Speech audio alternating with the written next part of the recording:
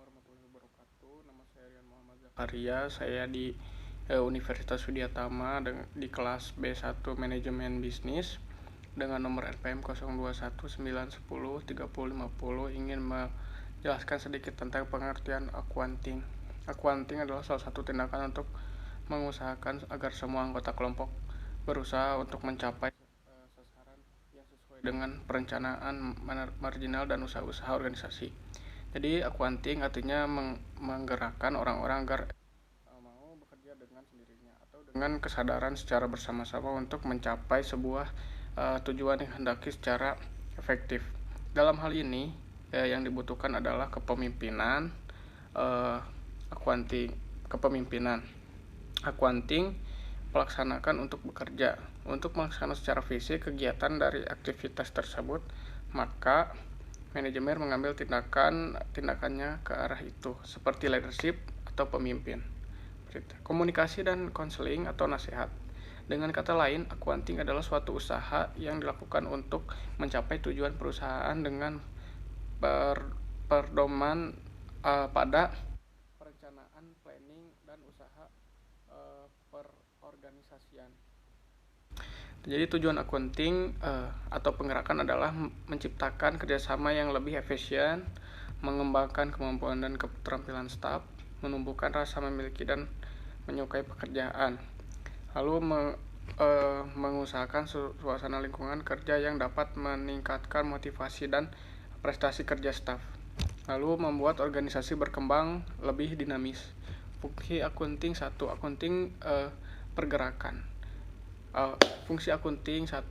Fungsi accounting pergerakan. Secara praktis, fungsi accounting ini merupakan usaha untuk menciptakan iklim kerjasama di antara staf pelaksana program sehingga tujuan organisasi dapat tercapai secara efisien. Dan fungsi pergerakannya yaitu sebagai contoh, koordinasi kegiatan. Untuk setiap kegiatan akan ditetapkan sesuai rencana. Manajemen harus memastikan bahwa semua kegiatan sebelumnya dilaksanakan tepat pada waktunya.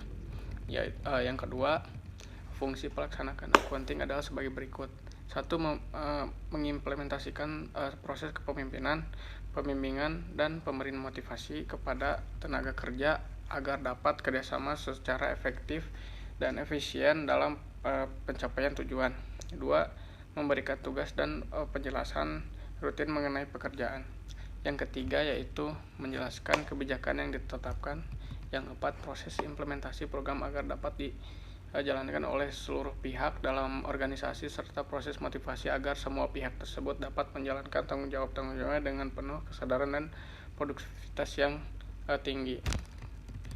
Prinsip accounting. Menurut Kurniawan 2009, prinsip-prinsip dalam pergerakan atau accounting antara lain adalah: yang pertama, memperlakukan pegawai dengan sebaik-baiknya. Yang kedua, mendorong pertumbuhan dan perkembangan manusia. Yang ketiga, menanamkan pada manusia keinginan untuk melebihi. Yang keempat, menghargai hasil yang baik dan sempurna. Yang kelima, mengusahakan adanya keadilan tanpa pilih kasih.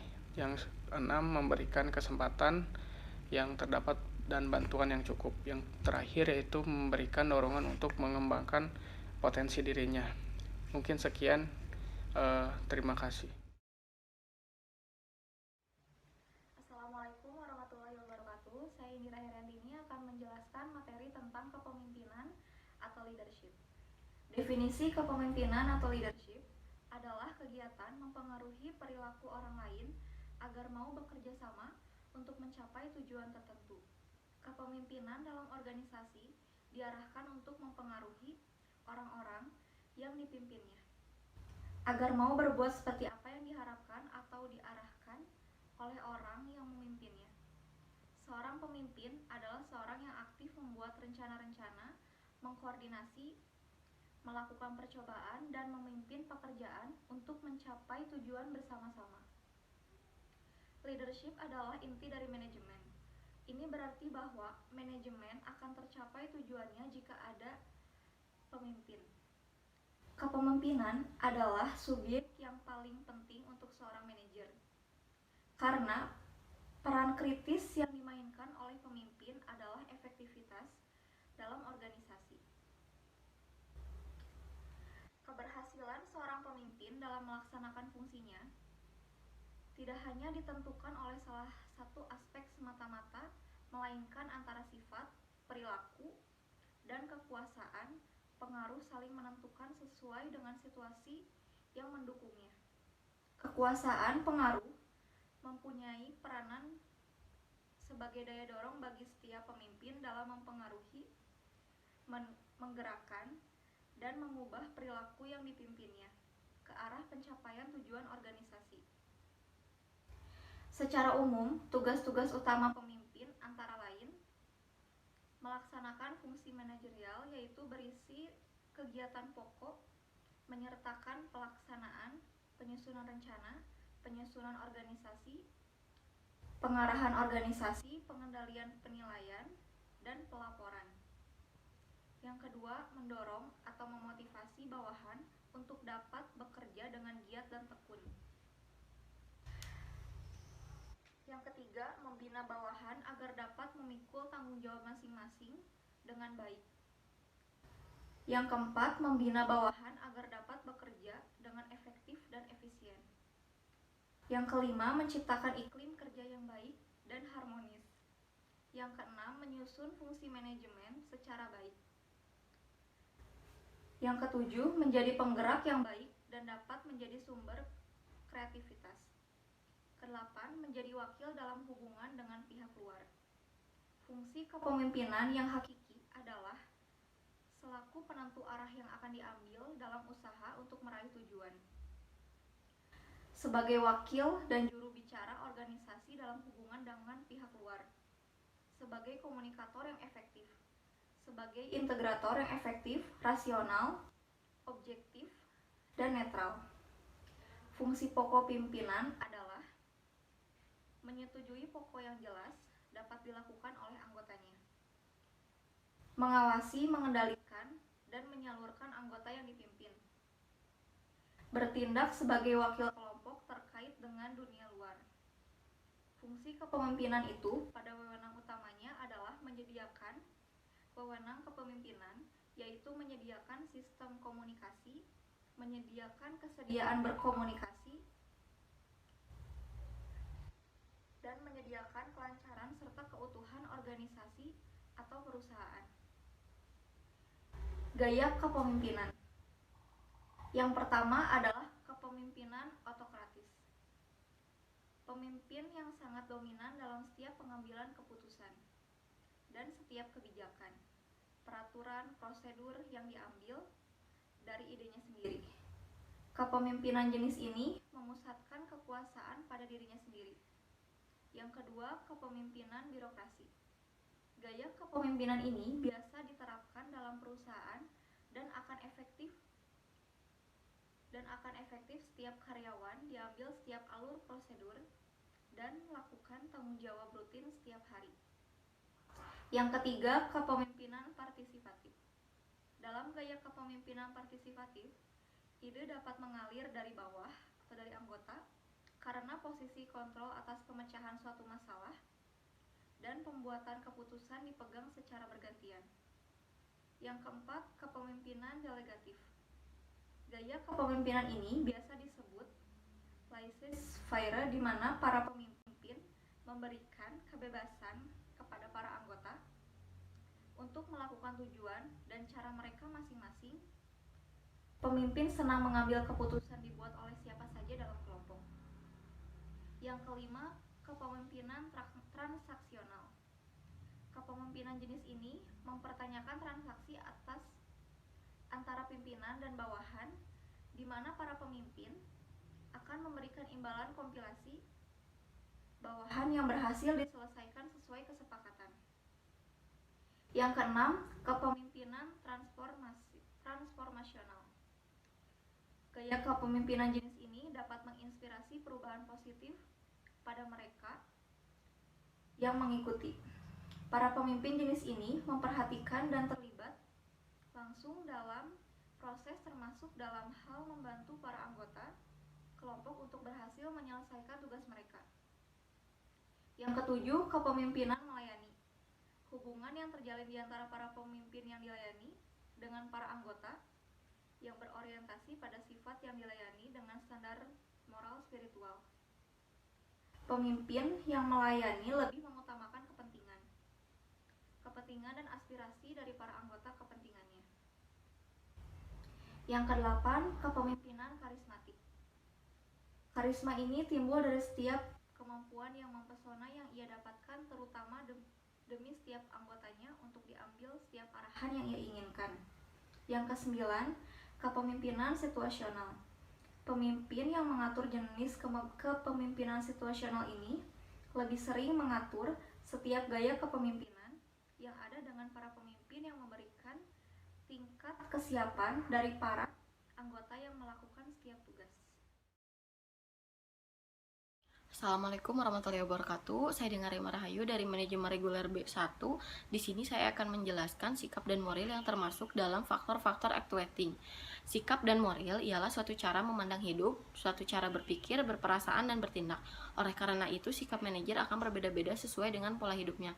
Beberapa sikap manajer diantaranya yaitu sikap feudal attitude manajer yang mempunyai sikap, cara berpikir, berperasaan, dan bertindak sesuai dengan pola-pola kehidupan feudalisme, yaitu suka terikat oleh aturan-aturan tertentu yang telah teradat dan selalu ingin penghormatan yang lebih.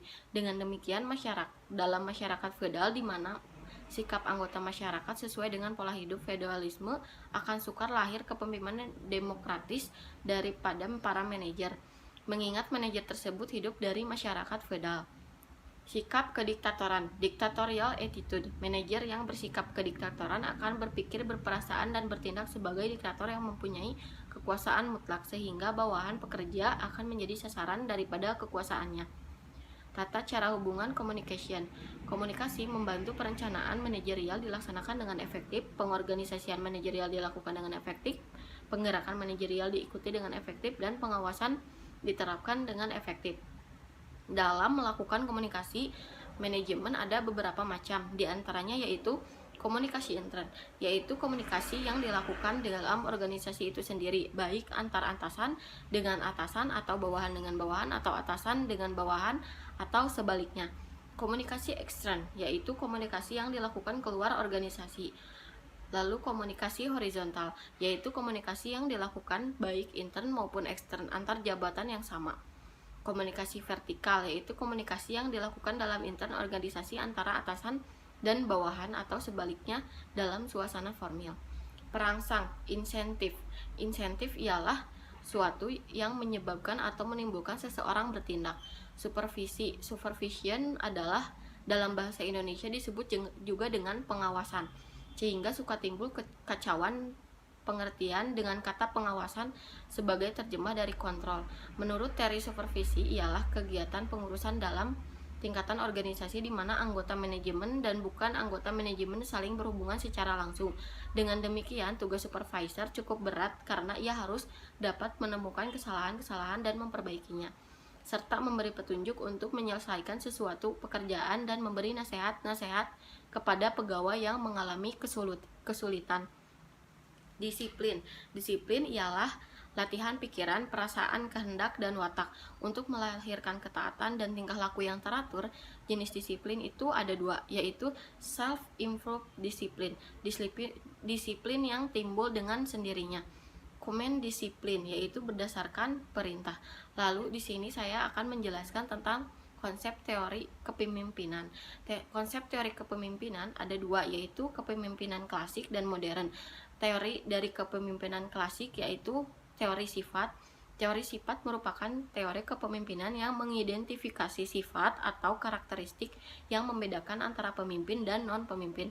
Memahami sifat pemimpin yaitu karakteristik seperti fisik, penampilan, golongan sosial, stabilitas emosi, kelancaran berbicara, dan kemampuan bersosial. Teori sifat memiliki pandangan bahwa pemimpin berasal dari seseorang yang membawa bakat kepemimpinan sejak dilahirkan, bukan dididik atau dilatih, sehingga dapat muncul pemimpin yang efektif meskipun tanpa mempelajari tentang kepemimpinan. Dalam artian, dengan memiliki sifat yang tepat, maka kemungkinan besar seorang individu dapat menjadi seorang pemimpin yang efektif. Lalu ada teori perilaku. Teori perilaku merupakan teori kepemimpinan yang mengidentifikasi perilaku yang membedakan antara pemimpin efektif dan pemimpin tidak efektif. Lalu ada teori kontingensi. Masing-masing dari teori ini mendefinisikan gaya kepemimpinan dan situasi. Berarti jika ini adalah konteks atau situasinya, maka ini adalah gaya kepemimpinan terbaik untuk digunakan. Satu, ada model Fiedler, teori kepemimpinan yang menjelaskan bahwa kinerja kelompok yang efektif tergantung pada kesesuaian antara gaya kepemimpinan yang banyaknya kendali serta pengawasan terhadap situasi itu. Teori ini mendefinisikan gaya terbaik yang dapat digunakan dalam situasi tertentu. Lalu ada teori Hersey dan Blanchard, teori kontingensi yang fokus terhadap kesiapan tingkat di mana orang memiliki kemampuan dan kemauan untuk menyelesaikan pekerjaan tertentu. Lalu ada teori konsep kepemimpinan modern, yaitu teori kepemimpinan transformasional, pemimpin yang menstimulasi dan menginspirasi anggota kelompok untuk mencapai hasil yang luar biasa. Teori kepemimpinan karismatik visioner adalah pemimpin yang antusias dan percaya diri, yang berkepribadian dan tindakannya dapat mempengaruhi orang lain untuk berperilaku dengan cara tertentu. Pemimpin visioner menggunakan kemampuannya untuk menciptakan dan mengartikulasi sebuah visi masa depan yang realistis, dipercaya dan menarik sehingga dapat memperbaiki situasi saat ini. Teori kepemimpinan tim. Tugas pemimpin tim adalah dengan dua fokus, yaitu mengatur batasan eksternal tim dan memfasilitasi proses tim. Untuk perbedaan konsep teori kepemimpinan klasik dan modern, yaitu teori klasik lebih mengutamakan keteraturan, sedangkan teori modern itu lebih fleksibel, dan untuk teori klasik cenderung menetapkan gaya kepemimpinan yang efektif dan tidak efektif, sedangkan untuk teori modern cenderung menggambarkan konsep kepemimpinan untuk memotivasi dan menjadi inspirasi bagi anggota kelompok agar menjadi luar biasa dalam pencapaian tujuan. Sekian dari saya, terima kasih. Assalamualaikum warahmatullahi wabarakatuh.